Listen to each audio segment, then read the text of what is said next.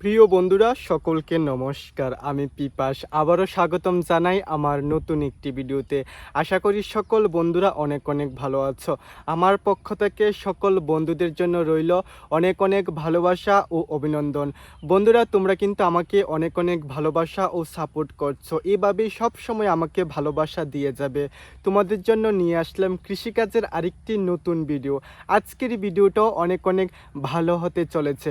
ধৈর্য সহকারে শেষ পর্যন্ত দেখবে। আশা করি আমার পাশাপাশি সকল বন্ধুদের অনেক অনেক ভালো লাগবে।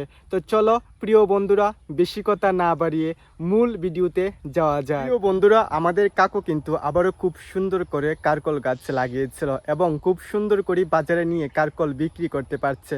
তো চলো প্রিয় বন্ধুরা, এখন তোমাদের সঙ্গে শেয়ার করব আমাদের কাকুদের কারকল গাছের বর্তমান অবস্থা এবং গাছের মধ্যে যে ফসলের সৃষ্টি হচ্ছে সেই ফসলটি দেখতে কীরকম লাগছে। কারকল গাছ দেখার আগে একবার দেখে নাও কতটুকু জায়গার মধ্যে কাকু আবারও খুব সুন্দর করে কারকল গাছ লাগিয়েছিল।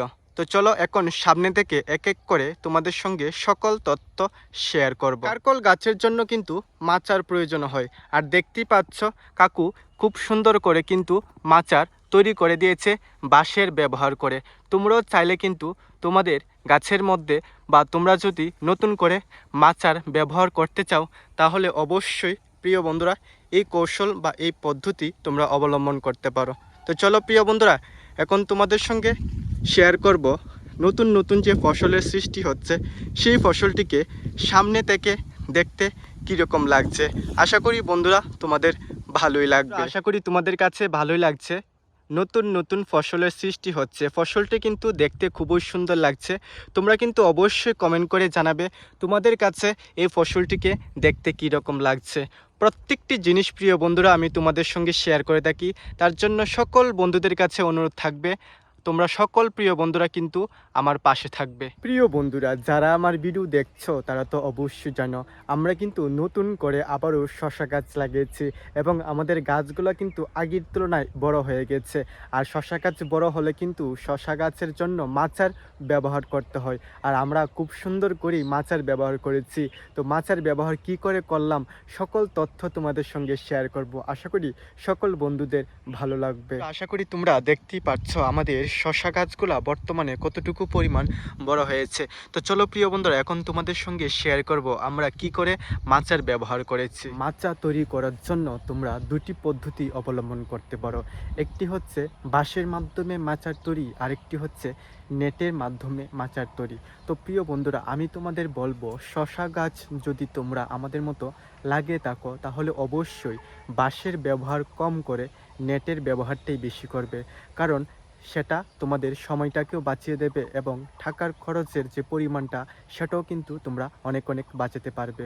আমরাও কিন্তু আমাদের শশা গাছ লাগানোর পর গাছগুলো যখন বড় হয়ে গেছে তখন কিন্তু বাঁশের ব্যবহারটাই কম করে নেটের ব্যবহারটাই বেশি করেছি। তো চলো প্রিয় বন্ধুরা, এখন তোমাদের সঙ্গে এটাই শেয়ার করব। দেখতেই পাচ্ছ বাঁশের পরিমাণ কিন্তু আমরা অনেক অনেক কম করেছি, আর বাঁশের পরিবর্তে আমরা কিন্তু নেটের ব্যবহারটাই অনেক অনেক পরিমাণ করেছি।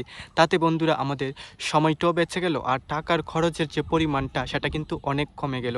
তোমরাও কিন্তু চাইলে এরকমভাবে বাঁশের ব্যবহারটা কম করে নেটের ব্যবহারটা করবে। তো প্রিয় বন্ধুরা, দেখতেই পাচ্ছ বর্তমানে আমরা কিভাবে নেটের ব্যবহার আমাদের শশা গাছের উপরে মাচার তৈরি করার জন্য করলাম। আমাদের সুবিধার্থে কিন্তু আমরা মাচার ব্যবহার যখন করেছি সেই মাচাটাকে কিন্তু উঁচু করে দেওয়ার চেষ্টা করেছি, কারণ বন্ধুরা এই শশা গাছগুলা যখন উপরে উঠে যাবে তখন কিন্তু যে শশাটি ধরবে নতুন নতুন ফসলের যে সৃষ্টি হবে সেটা কিন্তু মাচার নিচের ভাগ অংশে হবে।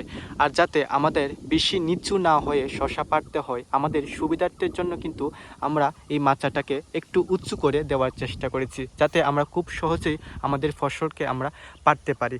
আর এখানে দেখতে পাচ্ছ প্রিয় বন্ধুরা এদিক দিয়ে কিন্তু আমাদের একটি মাচা তৈরি করলাম, আর মধ্যে যে দেখতে পাচ্ছ এটাকে কিন্তু আমরা খুব সুন্দর করে একটা রাস্তা রেখে দিয়েছি যাতে শশা পাড়ার জন্য আমাদের আরও সুবিধা হয়। তোমরাও চাইলে কিন্তু এই রাস্তাটা তোমরা করতে পারো, আর যদি চাও যে রাস্তা রাখবে না তাহলেও কিন্তু রাস্তা না রেখেই তোমরা একেবারে মাচা তৈরি করতে পারো। আমরা কিন্তু মাচার ব্যবহার দুটো করলাম, এই জায়গার মধ্যে একটি করলাম, তারপর প্রিয় বন্ধুরা মধ্যেখানে একটি রাস্তা করে আবার এই দিক দিয়ে একটি মাচার ব্যবহার করলাম। তোমরা চাইলে দুটো মাচাকে একসাথে করতে পারো বা চাইলে আমাদের মতন রাস্তা রাখতে পারো। তাহলে প্রিয় বন্ধুরা তোমাদেরও সুবিধা হবে যখন নতুন নতুন ফসল তোমাদের জমির মধ্যে ধরবে। প্রিয় বন্ধুরা আজকের ভিডিওটা এতটুকুই পর্যন্ত। আশা করি সকল বন্ধুদের অনেক অনেক ভালো লাগলো। বন্ধুরা তোমাদের কাছে একটি অনুরোধ করব, তোমরা কিন্তু অবশ্যই কমেন্ট করে জানাবে। তোমাদের উদ্দেশ্যে কিন্তু আমি নতুন নতুন ভিডিও নিয়ে আসি। অবশ্যই কিন্তু তোমরা কমেন্ট করে আমার পাশে থাকবে। বন্ধুরা তোমরা যদি আমার ভিডিও ইউটিউবে দেখে থাকো তাহলে অবশ্যই আমার ইউটিউব চ্যানেলটিকে সাবস্ক্রাইব করে রাখবে। আর যদি ফেসবুকে দেখে থাকো অবশ্যই আমার ফেসবুক পেজটিকে ফলো করে রাখবে। যখনই আমি নতুন নতুন ভিডিও তোমাদের জন্য নিয়ে আসব যাতে তোমাদের কাছে নোটিফিকেশন চলে যায় আর তোমরা সকল বন্ধুরা যাতে আমার ভিডিওগুলা দেখতে পারো। এতটুকু ভালোবাসা ও সাপোর্ট আমাকে দিয়ে যাও। আর আমার তরফ থেকে সকল বন্ধুদের জন্য সব সময় থাকবে অনেক অনেক ভালোবাসা ও অভিনন্দন। একথা বলেই সকল বন্ধুদের কাছ থেকে আজকে বিদায় নিচ্ছি।